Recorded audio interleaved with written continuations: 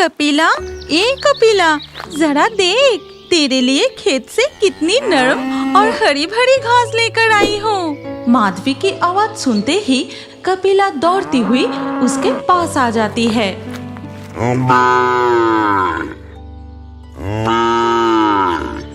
फिर माधवी कपिला को घास खिलाती है और कपिला खुशी खुशी घास खाने लगती है। मेरी प्यारी गाय, पेट भर कर खा, कुछ ही दिनों में तेरा बच्चा जन्म लेगा। इस समय तुझे अच्छा खाना खिलाने की भी हमारी हैसियत नहीं है, घास के सिवा तुझे कुछ खिला नहीं सकते। माधवी और उसका पति गोविंद डिंगी भांगा गांव के एक मिट्टी के घर में रहते हैं। माधवी दिन भर घर का काम और कपिला की देखभाल करती है और गोविंद खेतों में मजदूरी करता है। इसी तरह से उनका जीवन चलता है। एक दिन माधवी जब गौशाला की सफाई कर रही थी, तब गोविंद, माधवी, तुम इतनी काम क्यों कर रही हो? भूल गई कि तुम गर्भवती हो। तुम अपना ख्याल रख रही हो ना, और समय पर खा पी रही हो ना? हाँ हाँ, मैं सब कुछ समय पर कर रही हूँ। हमारी कपिला भी गर्भवती है, कुछ दिनों में उसे भी बच्चा होगा। ऐसी वक्त में उसका भी तो ख्याल रखना जरूरी है, लेकिन उसे घास के सिवा कुछ अच्छा खिला नहीं सकते। चिंता मत करो भाग्यवान, कपिला की बच्चा होते ही हमारे गरीब की परिवार में थोड़ा पैसा आएगा। उसकी बच्चा दूध पीने के बाद जो दूध बचेगा उसे बेचकर हमें जो पैसा मिलेगा उससे अच्छा खाना खिला सकूंगा। अब चलो, बहुत देर हो गई है, हाथ मुंह धो के थोड़ा आराम कर लो। तुम भी तो सुबह से खेत पर काम कर रहे हो। फिर दोनों कमरे के अंदर चले जाते हैं। उसी वक्त एक बूढ़ी औरत उनके घर के पास से गुजर रही थी। तभी उसकी नजर कपिला गाय पर पड़ती है। वाह, ये गाय बहुत मोटी और तंदुरुस्त है। ये बहुत दूध देगी। अगर इसे चुरा कर ले जाओ तो कोई देखने वाला नहीं है। ऐसा कहकर वो बूढ़ी औरत कपिला की रस्सी खोलते ही कपिला गाय डर के मारे जोर जोर से रंभाने लगती है।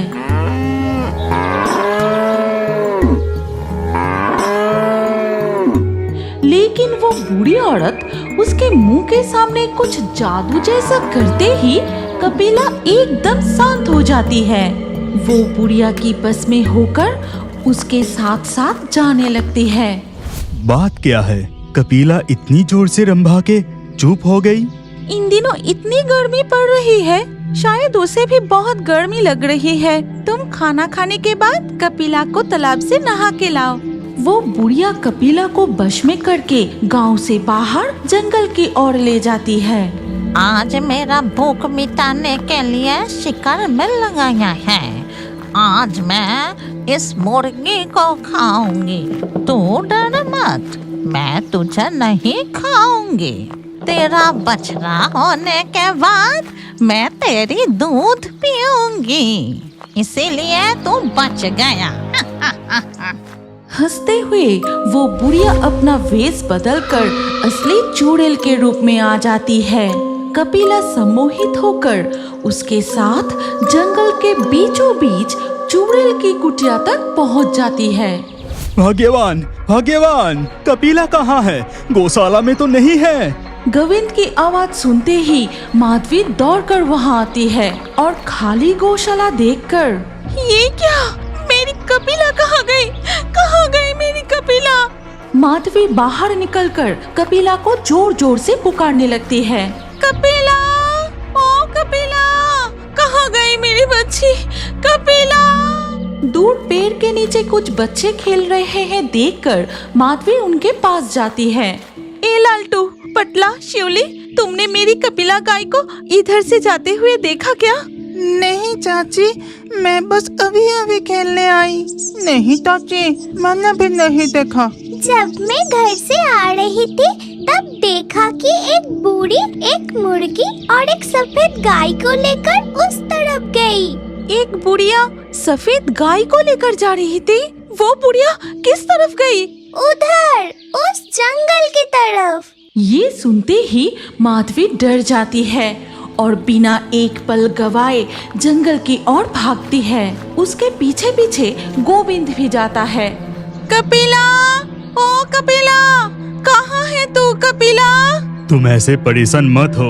अगर कोई बूढ़ी हमारा गाय को चुरा कर ले गई है तो वो ज्यादा दूर तक नहीं जा सकती। हम जरूर उसे ढूंढ निकालेंगे। कपिला को ढूंढते हुए वो दोनों जंगल के काफी गहराइयों में चले जाते हैं, लेकिन कपिला कहीं दिखाई नहीं दी। तभी माधवी रो पड़ती है।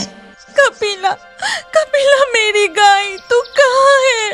कहाँ है कपिला? एक बार आवाज तो दे कपिला। तभी गोविंद की नजर एक मुर्गी के पंख पर पड़ती है। उधर देखो, एक मुर्गे की पंख। शिवली कह रही थी ना कि वो बूढ़ी एक मुर्गी भी लेके जा रही थी। हाँ, उसने तो मुर्गी की बात की थी। वो दोनों पंख के निशान देखते हुए और आगे बढ़ते ही उन्हें और एक पंख दिखाई दी। भाग्यवान, इन पंखों का पीछा करते हैं। लगता है हम उसके बहुत करीब है। पंख को देखते हुए वो जंगल के एक सुनसान हिस्से में पहुंच जाते हैं। कपिला, ए कपिला! तुमने एक चीज गौर की? जंगल की यहाँ कोई चिड़िया या जानवर की आवाज भी नहीं आ रही। पूरा सुनसान। वो कपिला को पुकारते हुए और आगे बढ़ते हैं। ये क्या? लगता है इस तरफ कोई इंसान आ रहा है। मैं जिनका गाय चुरा कर लाई हूँ जरूर वही आ रही है। मुझे जल्दी अपनी भेष बदलना पड़ेगा। कपिला की सम्मोहन टूटते ही अनजान जगह को देखकर डर के मारे जोर जोर से रंभाने लगती है। तुमने सुना? कपिला की माँ पुकार। तुमने सुना? किधर है वो? कपिला, कपिला, कपिला! उधर कपिला अपनी मालकिन की आवाज सुनते ही वो जोर जोर से रंभाने लगती है। उस तरफ आवाज उस तरफ से आ रही है। माधवी और गोविंद कपिला की आवाज सुनकर उस तरफ जाते ही देखते हैं एक पुराने कुटिया की आंगन में कपिला बंधी है। वहाँ चारों ओर जानवरों की हड्डियाँ बिखरी होती है। माधवी कपिला को देखते ही दौड़ते हुए जाके कपिला से लिपट जाती है।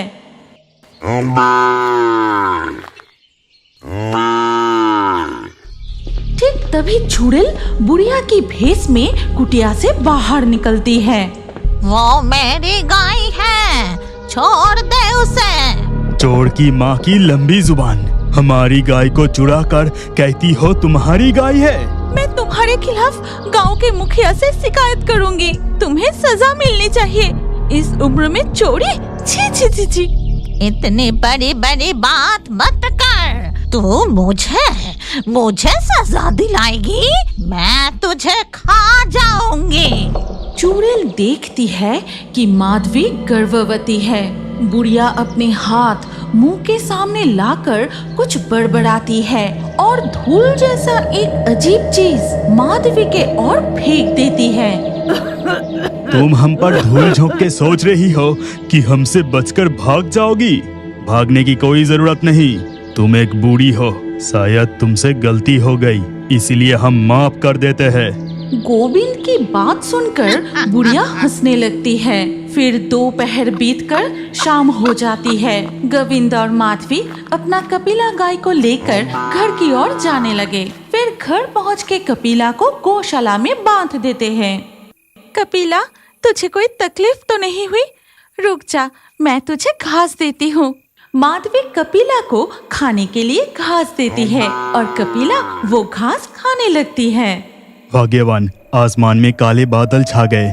लगता है अभी तेज तूफान आएगा। चलो हम कमरे में चलते हैं। फिर शाम के वक्त से तूफान और बारिश शुरू हो जाती है। फिर रात को खाना खाते वक्त माधवी और गोविंद, आज तो बारिश रुकने की नाम ही नहीं ले रही। ऐसी मौसम में आसमान में जब तक काले बादल रहेगा तब तक बारिश होती रहेगी। चलो हम खाना खाकर सो जाते हैं। दोनों खाना खाकर सो जाते हैं।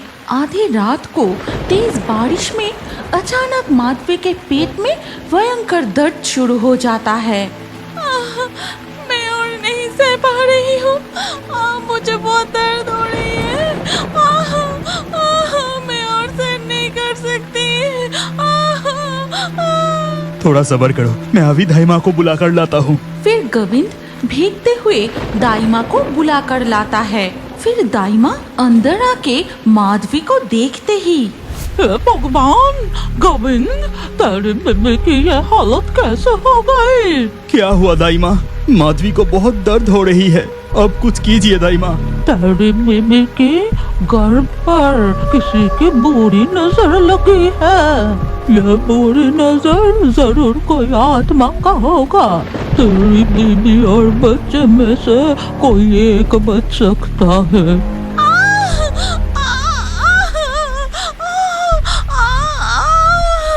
माधवी की दर्द भरी चीखें और रोने की आवाज कपिला सुनती है और कपिला सब कुछ समझ जाती है।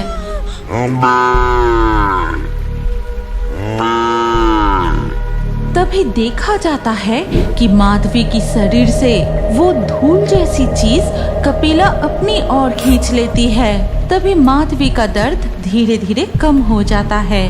इधर गर्भवती कपिला गाय की वो दर्द शुरू हो जाती है। फिर तूफान में कमरे से नवजात बच्ची की रोने की आवाज सुनाई देती है। ओ गोविंद, भगवान ने तुझ पर कृपा की है। तेरी बीबी ने बेटी को जन्म दिया है और दोनों स्वस्थ भी है। ऐसा चमत्कार बहुत कम देखा जाता है। हे जी, मेरी कपिला ठीक तो है ना? वो इतना चिल्ला क्यों रही थी? हाँ, कपिला अब शांत हो गई। तुम्हारी रोने की आवाज सुनकर शायद वो चिल्ला रही थी। अगली सुबह गोविंद गौशाला में जाकर देखता है कि कपिला ने एक सुंदर बछड़े का जन्म दिया है। लेकिन कपिला, तू हिल क्यों नहीं रही? तू इस तरह से लेटी क्यों है? कपिला, जवाब क्यों नहीं दे रही? कपिला, क्या हुआ है तुझे? कपिला! ये सुनते ही माधवी गौशाला में दौड़ती हुई आती है। हे जी, कपिला के मुंह से ऐसी झाग क्यों निकल रही है? कपिला! ट्रेन के सामने का हिस्सा चुड़ैल की मुंह की तरह हो जाता है। फिर वो चुड़ैल की चेहरा वाली ट्रेन चलने लगती है। नीमतला के शमशान में एक चिता की आग जल रही है और उसी शमशान के किनारे एक छातीम की पेड़ पर बैठे आपस में बातें कर रहे थे एक मामदो भूत और चुड़ैल। समझा मामदो, इंसान सिर्फ तरक्की के पीछे ही भाग रहे हैं। चारों तरफ कितनी तेजी से विज्ञान की विकास हो रहा है। जमाना हवा की तरह बदल रहा है। लेकिन कभी सोचा है इस दुनिया की इंसान भाग दौड़ करके कितने भी तरक्की कर लें, मरने के बाद इस शमशान की चिता और मिट्टी में कफन की समाधि के लिए आधुनिक विज्ञान की कोई जरूरत नहीं। यह रस्म अनंत काल तक ऐसा ही रहेगा। मामदो, तूने तो बिल्कुल सही कहा। इसीलिए तो पीढ़ियों से ये शमशान ऐसा ही है। ये रिटायरमेंट की जिंदगी यहाँ शांतिपुर की शमशान में बड़े शांति से बिता रहे हैं। चुड़ैल और मामदो भूत पेड़ की डाल पर बैठकर अपने सुख दुख की बातें कर रहे थे। जल्दी से खाना खा के सो जाइए, कल सुबह आपको शहर जाने के लिए ट्रेन भी तो पकड़ना है। कल सुबह सुबह जल्दी निकलना पड़ेगा। हमारे गांव में कोई रेल स्टेशन नहीं है। 3.5 मील पैदल चलकर स्टेशन पहुंचना पड़ता है। सुबह के ट्रेन ना मिले तो मुश्किल हो जाएगी। न जाने कब हमारे गांव में भी एक रेल स्टेशन होगी। अगर यहाँ हमारे गांव में रेल स्टेशन बन जाते तो गांव वालों को बहुत सुविधा मिलती। इसके बाद वो दोनों खाना खाकर सो जाते हैं। अगली सुबह शांतिपुर के शमशान में दिखा जाता है 2 शॉर्ट पैंट वाले बाबू लोग आपस में कुछ बातें कर रहे हैं। मामदो, ये लोग कौन है रे? इनके साथ तो कोई मुर्दा नहीं है। फिर शमशान में ये लोग क्या कर रहे हैं? क्या पता, इतने अंग्रेजी मिलाकर बात कर रहे हैं कि कुछ समझ में ही नहीं आ रहा। Our calculation is right. अगर हम रेल पटरी को इस जंगल के बीच से निकाले तो 2 स्टेशनों की दूरी काफी कम हो जाएगी। Yes, you are right. पास में शमशान है, हमें सावधानी से काम करना पड़ेगा। अरे तू तुम भी ना, क्या तुम भी भूत प्रेत में यकीन करते हो? अरे कुछ नहीं होगा, चलो हम अफिसरों को बता देते हैं, कल से ही रेल पटरी बिछाने की काम शुरू कर देंगे। इसके बाद वो दोनों बाबू लोग शांतिपुर की शमशान से चले जाते हैं। तब मामदो चुड़ैल से कहता है, चुड़ैल, उनकी बात मुझे ठीक नहीं लग रही। लगता है हमारी शांति अब ज्यादा दिन का नहीं है। मैं जितना समझा वो लोग रेल पटरी के बारे में कुछ बात कर रहे थे। ये तो क्या कह रहा है? रेल पटरी और हमारे शमशान में? नहीं नहीं, ये कभी नहीं हो सकता। हम कभी ऐसा होने नहीं देंगे। अगले दिन सुबह वो दोनों अफसर रेल की पटरी लगाने के लिए कुछ मजदूरों को लेकर उस शमशान में आते हैं। अरे जल्दी करो, दिखाई नहीं दे रहा, पास में शमशान है। शाम होने से पहले हमें काम खत्म करके लौटना पड़ेगा। शमशान के पास पटरी लगाने की काम शुरू हो जाता है। मशीनों की आवाज से शांत शमशान इलाका गूंज उठता है। जंगल के सारे जानवर डर के मारे इधर उधर भागने लगते हैं। पंछी भी उड़ जाते हैं। हमारे शमशान में ये कैसा संकट आ गया? ये लोग अब हमें चैन से जीने नहीं देंगे। सारे जानवर बेघर हो जाएंगे। हमें कुछ न कुछ इंतजाम करना ही पड़ेगा। उन्हें यहाँ से भगाना ही पड़ेगा। तभी मामदो अपनी भूतिया शक्ति से एक पेड़ की डाल तोड़कर बिल्कुल उन लोगों के सामने गिरा देता है। अरे बाप रे, अचानक यहाँ पेड़ की डाल कैसे टूटी?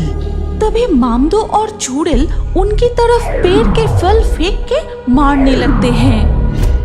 अरे बाप रे, मर गए। कहाँ से ये फल उड़ के आ रहा है? आसपास कोई बंदर भी नहीं है। बाबू, ये सब देखकर तो हमें ठीक नहीं लग रहा। हम अब यहाँ काम नहीं करेंगे। पास में शमशान, जरूर कोई भूत का काम है। किसी भी हालत में हम यहाँ से नहीं भाग सकते। बड़े अफसर हमें ये काम दिया है। ये काम पूरा करने से हम लोगों को प्रमोशन मिलेगा। जो भी हो जाए, हम ये काम खत्म करके ही लौटेंगे। जल्दी से हाथ चलाओ। वो भूतों के अत्याचार सहकर भी शमशान के पास रेल पटरी बिछाने का काम पूरा करते हैं। बाबू, अब तो यहाँ से जल्दी चलो, वरना हम जिंदा नहीं लौटेंगे। काम पूरा करके वो लोग शमशान छोड़ के चले जाते हैं और अगली सुबह से उस रेल पटरी पर ट्रेन चलनी शुरू हो जाती है। शांतिपुर में नया रेलवे स्टेशन बनता है और गांव वाले नए ट्रेन में चढ़कर, तुम जो भी कहो भैया, हमारे गांव में रेल स्टेशन बनने से बहुत फायदा हुआ है। बिल्कुल सही कहा, नहीं तो 3.5 मील पैदल चलकर स्टेशन जाना पड़ता था। ऐसे ही कुछ दिन बीत जाते हैं। शमशान के पास से हमेशा ट्रेन जाने लगते हैं और ट्रेन की आवाज से शमशान के सारे भूत परेशान हो जाते हैं। तभी एक रात शमशान के सारे भूत मिलकर बैठक करते हैं। नहीं नहीं, किसी भी हाल में इस शमशान के पास से ट्रेन चलने नहीं दी जाएगी। इतनी खाली जगह पड़ी है, वहाँ रेल पटरी बिछा के वहाँ से ट्रेन लेकर जाएं। हमारे शमशान के पास ही क्यों रेल पटरी बिछाया जा रहा है? शांति चाहिए, हमें शांति चाहिए। लगता है अब इन्हें और ज्यादा डराना पड़ेगा। पेड़ की डाल गिराना, फल फेंकना काफी नहीं। यहाँ से रेल पटरी हटवाने के लिए मेरे पास एक जबरदस्त तरकीब है। तुम सब मेरी बात ध्यान से सुनो। अगले दिन सुबह जब ट्रेन वहाँ से गुजरती है, तभी अचानक वो ट्रेन शमशान के पास रुक जाती है। चुड़ैल, यही मौका है, आत्मा बन के अभी ट्रेन में घुस जा। और वो चुड़ैल आत्मा बनकर ट्रेन में घुस जाते ही ट्रेन के सामने का हिस्सा चुड़ैल की मुंह की तरह हो जाता है। फिर वो चुड़ैल की चेहरा वाली ट्रेन चलने लगती है। तभी उधर एक बच्ची अपनी माँ के साथ नया ट्रेन देखने के लिए आती है। देखो बेटी, ट्रेन आने की समय हो गई है। देखना कितनी बड़ी और सुंदर है वो ट्रेन। बहुत मजा आएगा, आज मैं रेलगाड़ी देखूंगी।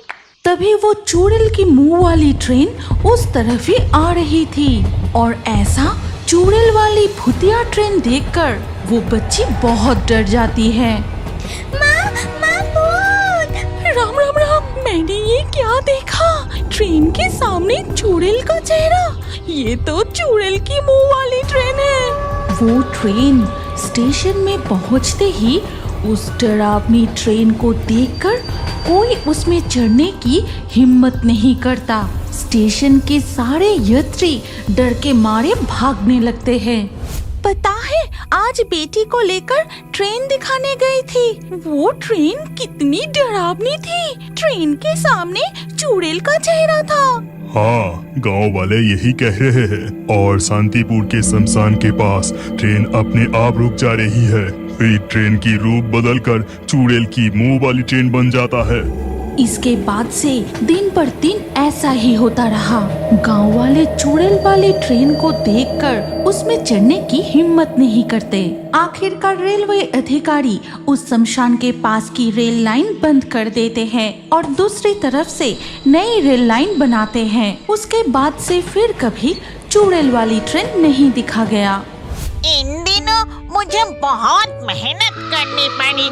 अब फिर से पहले की तरह हम शमशान में शांति से रहेंगे। इंसान तरक्की के पीछे भागता रहे, लेकिन आखिर में उसे असली सच्चाई का पता चल ही जाएगा। तब वो शांति ढूंढेगा, समझे? क्या आप जानते हैं कि आपका नाम भी हमारे कार्टून वीडियो में आ सकता है? और आज के लाकी ड्रॉ में चुने गए नाम हैं अभिजीत, प्रीति, मालती, साक्षी, इमरान, अनीक, सुमित्रा, निशांत, ज्योति, अहना, रहमत, सानिया, अभिनव, विष्णु, आशीष। आपका नाम और अच्छे कमेंट हमारे अगले वीडियो में देखने के लिए अभी हमारे fairy Toons horror story channel को सब्सक्राइब कीजिए। फिर आपका नाम कमेंट में लिखिए और स्क्रीन के ऊपर जो अगला वीडियो दिख रहा है उस पर क्लिक करके उसमें भी अपना नाम लिख दीजिए। आपका नाम हमारे कार्टून वीडियो में जरूर दिखाया जाएगा।